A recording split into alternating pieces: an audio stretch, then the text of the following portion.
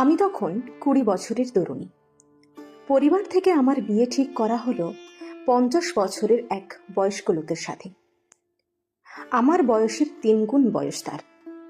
আবার তিনি ছিলেন বিপত্নিক, আর আমি সদ্য প্রস্ফুটিত ফুল। কুমারিত্বের গন্ধ সবে তীব্র হতে শুরু করেছে। নিম্ন মধ্যবিত্ত পরিবারে আমার জন্ম। বাবার সামান্য আয়ে আমাদের সংসার চলত। আমার মা কখনো অভিযোগ করেননি।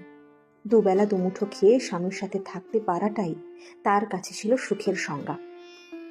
শুনেছি একবার নাকি বাবার বিলেত যাওয়ার সুযোগ হয়েছিল। মা নাছোড়বান্দা, তিনি দুবেলা পান্তা খাবেন, তবুও স্বামীকে দূরে পাঠাবেন না। এতে আয় কম হলে হোক, পেটে কিছু পড়লেই হলো। আমিও মার মতোই স্বপ্ন দেখতাম, অল্প রোজগারে সাজানো সংসার। অভাব থাকলে থাকবে, তবে ভালোবাসা থাকতে হবে অফুরন্ত। আমার বেলায় তাদের মত পাল্টে গেল। বিত্তশালী এক লোকের সাথে তারা আমার বিয়ে দিয়ে দিল। ওনার আগের বউয়ের 2টো বাচ্চাও আছে। বাসরাতে লোকটি শান্ত মেজাজে আমার পাশে এসে বসে, নাক সিটকিয়ে চোখ ফিরিয়ে নেয়। মনে মনে বুড়ো বলে গালিও দিই। বিষয়টা বুঝতে পেরে উনি বললেন, আমি জানি আমাকে তোমার পছন্দ নয়। আমার রঞ্জনের জন্য আমি বিয়েটা করিনি। বাচ্চা দুটো খুব মা কাতুরে জানো। কমলা মরে যাওয়ার পর সব সময় ওরা মাকে খুঁজে বেড়ায়, মায়ের জন্য কাঁদে। আমি তোমার কাছে স্বামীর অধিকার চাইতে আসিনি, তবে অনুরোধ করে বলছি, বাচ্চা দুটোকে আগলিয়ে রেখো। কঠিন স্বরে তাকে বলি, আপনার বাচ্চাদের আমি খেয়াল রাখবো, তবে আমি পড়াশোনা চালিয়ে যেতে চাই। আর আমি বাচ্চাদের নিয়ে আলাদা ঘরে থাকবো, সেই ঘরে আপনি যেতে পারবেন না। উনি হেসে বললেন, বেশ, তুমি যা চাইবে তাই হবে। এখানে তুমি নিরাপদেই থাকবে। শুধু এটুকু বলেই লোকটি ঘর থেকে বেরিয়ে যান। আমি অবাক হয়ে চেয়ে দেখি তার প্রস্থানের পথ। বুড়োকে আমার সহ্য হতো না ঠিক, তবে তার বাচ্চা দুটোকে খুব দ্রুত আমার মনে বিশালাকারের জায়গা করে নেয়। গর্ভে ধারণ না করেও যে মা হওয়া যায় তার বাস্তব প্রমাণ ছিল তারা। কলেজ থেকে যখন বাড়ি ফিরতাম, দীর্ঘ 3 ঘন্টা পর আমায় দেখতে পেয়ে তারা কি যে খুশি হতো। মা ডাকের সমসুরে তারা আমার তৃষ্ণার্ত প্রাণ ভিজিয়ে দিত। একবার প্রচন্ড জ্বরে কাতরাচ্ছিলাম। বুড়ো খুব উসখুস করছিল। অস্থিরতা নিয়ে আমার ঘরের দরজায় অনবরত পায়চারি করছিল। তার ভেতরে ঢোকা বারণ। বাচ্চা দুটোর একজনের হাতে ওষুধ, আরেকজনের হাতে জল ভর্তি বাটি দিয়ে ফিসফিস করে বলেছিল, মার জ্বর হয়েছে, মাকে ওষুধ খাইয়ে জলপট্টি দিয়ে দাও, যাও। বাধ্য ছেলেমেয়ের মতো তারা আমার মাথায় জলপট্টি দিয়ে দিয়েছিল। গুটি গুটি হাত জোড়ায় ভাত মেখে আমায় খাইয়ে দিয়েছিল। আর বুড়ো দরজার সামনে দাঁড়িয়ে অপেক্ষা করছিল। হয়তো ভাবছিল কখন ওপর মহল থেকে অনুমতি প্রদান করা হবে, ভেতরে আসতে পারে। বুড়োর ঘর পেরিয়ে আমাকে রান্নাঘরে যেতে হতো। প্রায় সময় দেখতাম তিনি তার প্রথম স্ত্রীর ছবির সামনে পাথরের মতো দাঁড়িয়ে আছেন, হাত দিয়ে ছুঁয়ে দেখছেন। প্রথম দিকে বিষয়টা ভালো লাগলেও পরের দিকে খুব রাগ হতো। কেন হতো বুঝতে পারতাম না। পুজোর আগের দিন আমি রান্নাঘরে পায়েস রান্না করেছিলাম। বাচ্চা দুটো বায়না করেছে তারা গুড়ের পায়েস খাবে। আমি উৎফুল্ল মনে আমার বাচ্চাদের জন্য রাখছি। এমন সময় মানুষটা রান্নাঘরের সামনে এসে দাঁড়ালো, হাতে বেশ বড় সড়ো বাদামি রঙের একটা প্যাকেট। উনি সামান্য ঝেড়ে কেসে বললেন, এটা তোমার জন্য। আমি বললাম, কি আছে এতে? কাজ শেষ করে খুলে দেখো, আশা করি তোমার পছন্দ হবে। এই টেবিলের উপর প্যাকেটটা রেখে গেলাম। উনি চলে গেলেন। আমি রান্না শেষ করে প্যাকেট হাতে নিজের ঘরে চলে এলাম। খুলে দেখি খুব দামি একখানা শাড়ি, সাথে একখানা চিরকুটও আছে।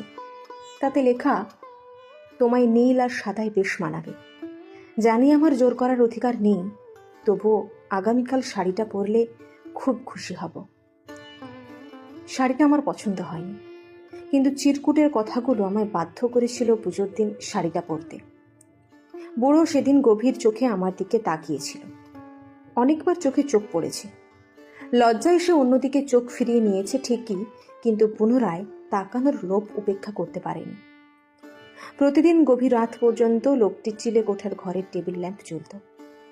ধূসর রঙের এক ডায়েরির ওপর সে মুখ থুবড়ে পড়ে থাকত। বিরামহীনভাবে কিছু না কিছু লিখে যেত।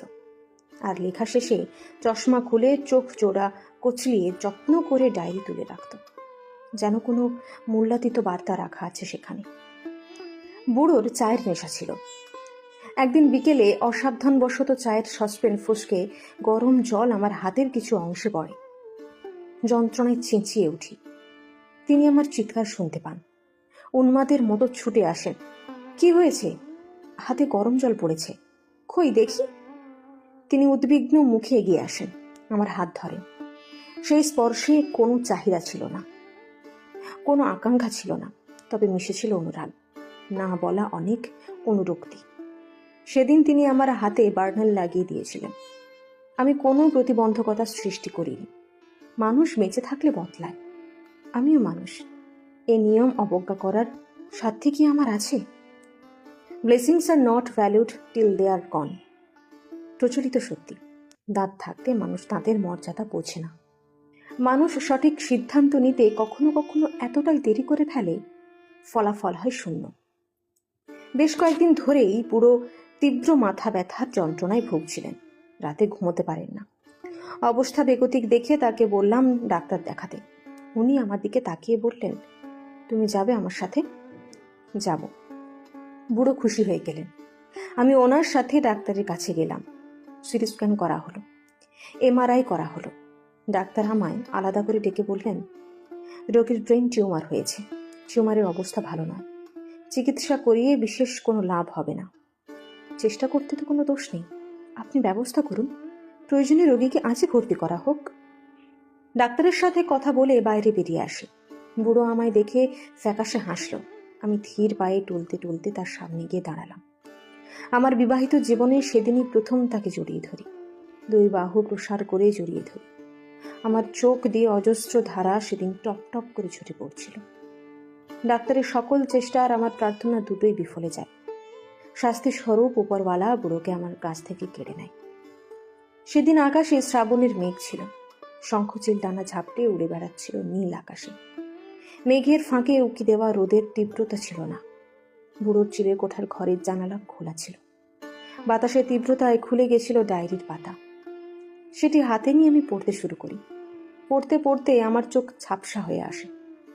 ডায়েরির শেষ পাতায় শুকিয়ে যাওয়া চোখের জলের উপর লেখা ছিল, মানুষ প্রেমে পড়ে, বারবার প্রেমে পড়ে। আমায় দেখে তরুণীর নাক সিটকানোর স্বভাব আমায় বাধ্য করে তাকে ভালোবাসতে। রান্নাঘরে কর্মরত তরুণীর কপালে জমে থাকা বিন্দু বিন্দু ঘাম আমায় বাধ্য করে প্রেমে পড়তে। নীল সাদা শাড়িতে তার স্নিগ্ধ মুখখানি যেন আমার চোখের মনি। হয়তো একদিন ফুরিয়ে যাবে আয়ু, তারা হাত ধরে জ্যোৎস্না দেখার ইচ্ছেটা ইচ্ছেই থেকে যাবে। তার দীঘল কালো চুলের ঘ্রাণ নেওয়ার হবে না, লুকিয়ার রোদে ভেজা সেই মুখ আর দেখা হবে না। আমার বাচ্চা দুটোর সাথে আর খুনসুটি সেই মূল্যবান মুহূর্তগুলো আর উপভোগ করা হবে না। জানি তার চোখে আমি অপরাধী, তবু সে ভালো থাকুক, নতুন করে বেঁচে উঠুক তার স্বপ্নেরা। শুধু আফসোস থেকে যাবে, ভালোবাসি কথাটা হলো না বলা।